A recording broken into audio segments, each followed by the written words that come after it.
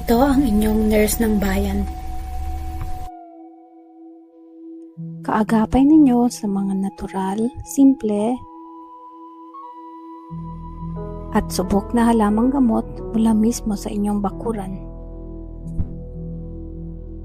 Ang mga madalas na ginagamit ay mga herbs, bulaklak, buto, at mga ugat. Kung interesado ka sa mga tradisyonal na paraan ng pagpapagaling, naghahanap ng natural na paraan para alagaan ang kalusugan, o gusto mong matuto ng bagong kaalaman, nandito ka sa tamang channel. Huwag kalimutang mag-subscribe at samahan ako tuwing linggo para sa mga ligtas at practical at maka-Pinoy na health tips. Magandang balat gamit ang natural remedies. Ang makinis at magandang balat ay ang elemento ng kagandahan.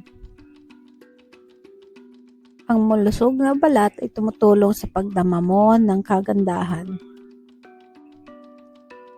Ang iyong pampaganda ng balat at mga gawi sa pamumuhay ang pangunahing tagapagsabi ng kalidad ng iyong balat. Ang ilan sa mga nakakaepekto sa iyong balat ay stress, kakulangan sa tulog, di magandang nutrisyon, polusyon, masamang epekto ng UV ray na galing sa araw. Ang paninigarilyo at pag-inom ng alak. May libo-libong mga produktong pang-alaga sa pampaganda ng balat na nangangako na magbibigay sa iyo ng malinaw na balat. At balat na makinis at makinang.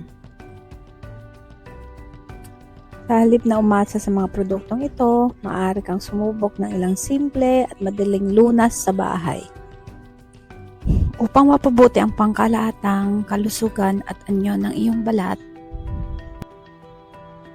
ang lemon o kalamansi ay isa sa pinakamahusay na sangkap na maaari mong gamitin upang mapalinaw ang balat. Ang citric acid na asa lemon o kalamansi ay nakakatulong sa pagpapalinaw sa balat at ito ay may bitaminang C at nakakatulong sa pagbawas ng mga maitim sa balat. Magpahid ng bagong katas ng lemon o kalamansi sa muka at leeg. Iwan ito sa balat ng mga 10 minuto at bandawan ng maligamgam na tubig. Matapos nito ay ipahid ang pipino sa balat para palambutin at i-moisturize ito. Gawin ito araw-araw o kada ikalawang araw. Ang turmeric ay isang mahusay na antiseptiko at makakapagpabuti ng balat na tutulong sa pagbawas ng mga peklat at iba pang problema sa balat. Gumawa ng paste sa pamamagitan ng paghalo ng pantay na dami ng turmeric powder at harina na may kaunting tubig o gatas. Ipahid ng pantay sa iyong balat at hayaan itong matuyo.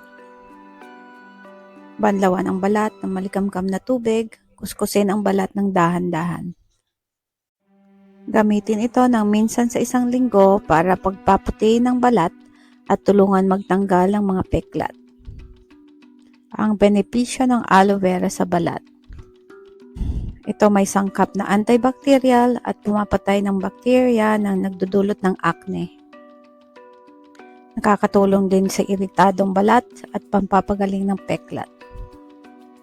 Ito rin ay isang mahusay na natural na moisturizer ng balat. Tanggalin ang gel galing sa aloe vera leaf.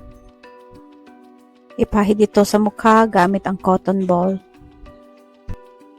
Hayaan itong matuyo ng halos kalahating oras at banlawan ng maligamgam na tubig. Ang baking soda ay nagpapabalanse ng antas ng pH sa balat na nagpakahalaga upang mapanatili ang kalinawan ng balat.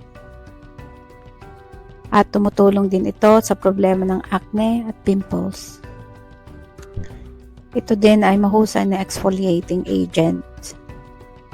Maghalo ng 1 kutsaritang baking soda at 1 kutsaritang tubig o katas ng lemon o kalamansi at gawin itong paste.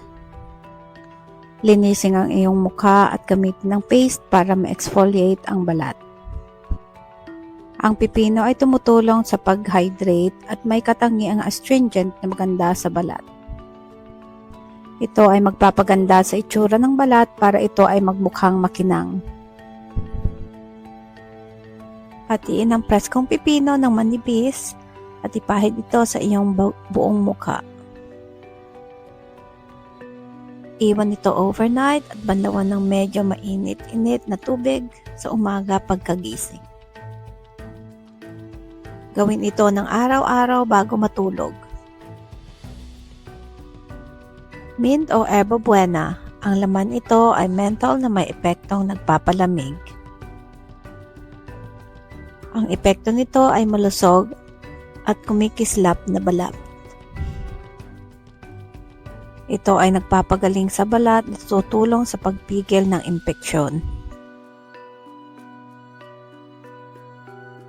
Paghaluin ang 1 kutsaritang mint at 1 kutsaritang yogurt na walang lasa sa isang platito. Itabi ito ng kalahating oras tapos haluhin para maging paste. Ipahid ang mixture sa leeg at mukha. At hayaan matuyo na natural, tsaka banlawan. Sundin ang mga tips na ito at gamitin ang remedya na iyong napili ng madalas upang makita ang resulta. Sana makatulong ito sa iyong kalusugan sa paggamit ng herbal remedies sa kalusugan.